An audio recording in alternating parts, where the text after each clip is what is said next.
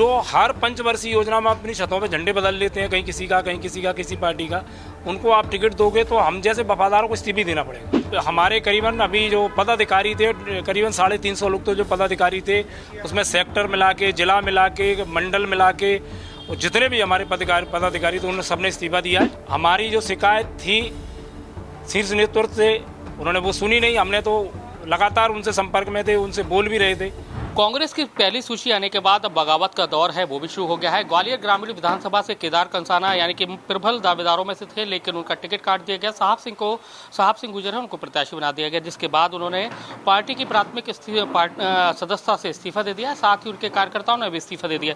भाई साहब, ऐसा क्या हुआ मन में जो इस्तीफा दे दिया? आपके कार्यकर्ता भी इस्तीफा दे रहे हैं, लगातार एक के बाद एक देखने को मिल रहा है।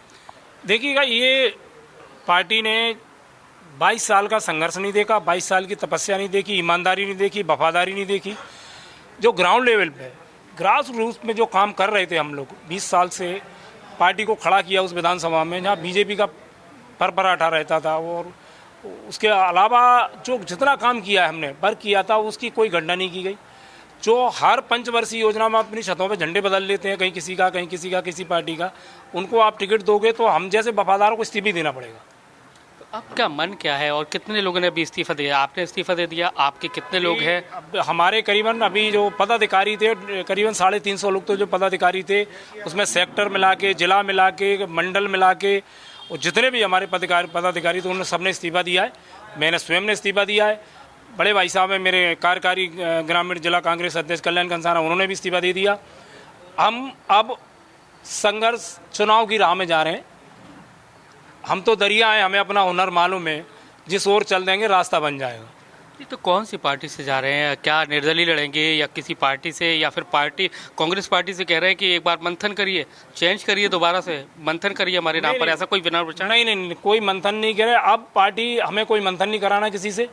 हमारी जो शिकायत थी शीर्ष नेतृत्व से, उन्होंने वो सुनी नहीं। हमने तो लगातार उनसे संपर्क में थे, उनसे बोल भी रहे थे, तो लेकिन उन्होंने जब सुना ही नहीं, तो अब कोई मंथन की कोई गुंजाइश नहीं बची है।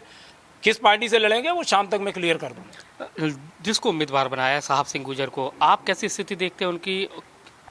देखिएगा कि स्थितियाँ तो ये तो आने वाला समय बताएगा। आपको 17 तारीख की वोटिंग बताएगी और 3 तारीख की काउंटिंग बताएगी कि कौन कितने पानी में, कौन जमीन पे काम कर रहा है, कौन नहीं कर रहा है। ये तो आपको काउंटिंग के बाद जो रिजल्ट आएगा उसमें पता चलेगा। हमने देखा था कि आप उससे पहले कार्यकर्ताओं को बनाने के लिए कार्यकर्ता बना रहे थे, ग्रामीण में कई सारे घर घर तक पहुंच गए थे, कितने कार्यकर्ता बना दिए थे, और फिर उसके बाद ये हो रहा है, तो मन कितना व्यथित है?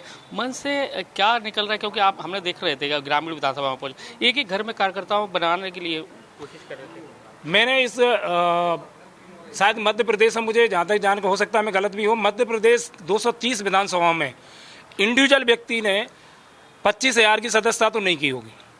मैंने 25,275 लोगों को पार्टी से जोड़ा था। टीम केदार, एक मैंने अपने नाम से एक टीम बनाई थी, जो उसी के हिस्सेदार हैं कुछ लोग, टीम केदार के नाम से। तो उसमें जो मैंने 25,000 लोगों को जोड़ा था, वो 25,000 लोग मुझे बुला रहे हैं कि आप आके चुनाव लड़ो, हम आपके साथ हैं, धर्म कर्म से साथ हैं, आपके जैसे आप कहोगे वैसे साथ चलेंगे। तो मैं उनके बुलाने पे ग्रामीण विधानसभा जा रहा हूँ। आप देख सकते हैं केदार कंसाना है, जिन्होंने साफ तौर पर ऐलान कर दिया है कि पार्टी ने भले ही टिकट दिया, लेकिन वो चुनावी मैदान में जाने वाले हैं, और कौन सी पार्टी होगी इसका शाम तक खुलासा भी कर देंगे। कैमरामैन राजकुमार कुशवाहा के साथ नासिर गौरी, IBC 24 ग्वालियर।